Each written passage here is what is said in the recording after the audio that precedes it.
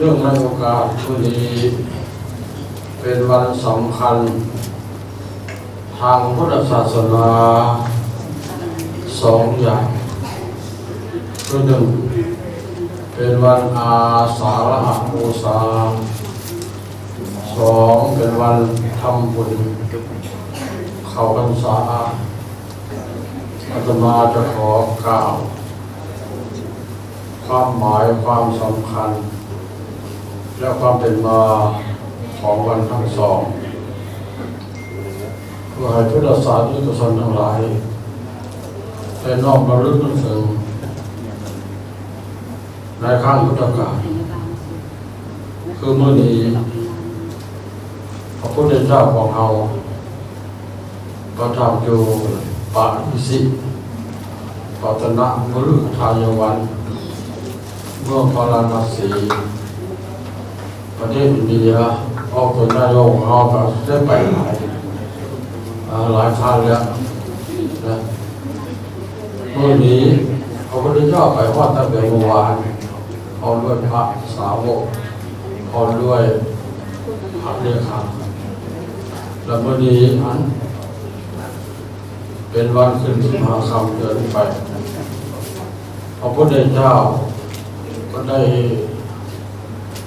แสดงพระธรรมเทศนาชื่อว่าธรรมจักรกับพระวัตนสูตรมาถึงธรรมะเป็นเครื่องหนุนให้มนุษย์ให้สังคมโลกไปสู่สันติภาพสันติสุขปวดพระเจ้าวันที่ทั้งคือโกฏชัญญะวัปปะปัจจยะมหานามะสัสสิแสดงพระธรรมเทศนาเจ้าพระโกฏชัญญะได้ดวงตาเห็นธรรมอีก4 องค์เข้าถึงพระอรหันตอีก5 วันผ่านมาพระพุทธเจ้าก็ได้แสดงอนัตตลักษณสูตรปัญจวัคคีย์ทั้ง5ได้สำเร็จเป็นพระอรหันต์เพราะฉะนั้นเมื่อนี้ถือว่าเป็นวันสำคัญทางพุทธศาสนาอีกมื้อหนึ่งรวมเข้าในวันมาฆบูชาและวิสาขบูชาเปิดว่าอาสาฬหบูชาย่อมาจากอาสาฬหบูรณมิธีหมายถึงการทำบุญบูชาสักการะระลึกถึงพระคุณของพระพุทธเจ้าในมื้อขึ้น15 ค่ำเดือน8ของกำมือนี้เพราะฉะนั้นแต่ละปี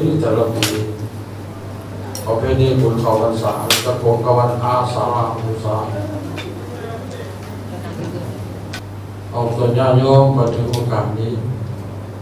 พากันทำบุญเป็นกรณีพิเศษบางครอบครัวกับในการภาษานี้ข้าพเจ้าจะใส่บาตรอยู่หน้าบ้านตลอด3 เดือนมีบางท่านกับเพื่อนจะไปใส่บาตรรักษาศีลอยู่วัดที่เป็นเคารพนับถือทางศีลน้อยศีลใหญ่นะ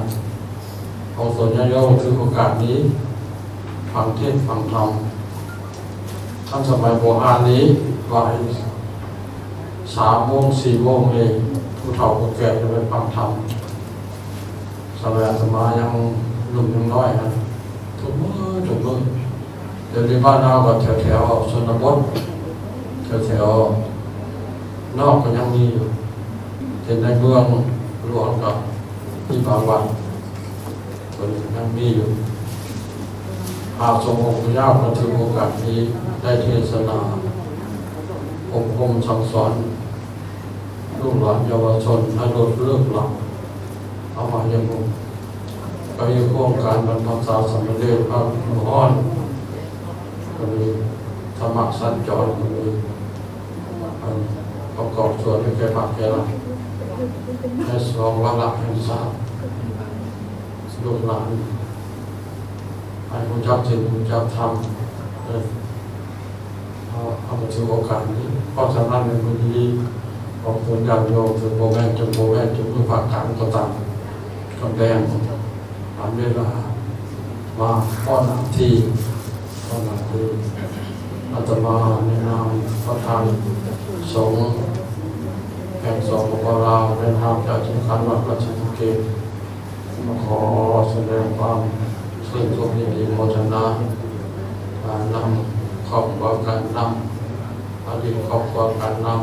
ำออกตัวญาติโยมพุทธบริษัททั้งหลายที่ได้เสียสละเวลามีค่าเอาองค์เป็นบุญกุศลในวันนี้มาขออ่านออกคุณพระศรีรัตนตรัยคือคุณพระพุทธคุณพระธรรมคุณพระสงฆ์ตลอดทั้งสิ้นทั้งหลายจงดลบันดาลประทานพรให้ออกตัวญาติโยมทุกคนทำทานมีสุขภาพกายสุขภาพใจมีความสุขความเจริญทุกคนจงตามโดยเธอ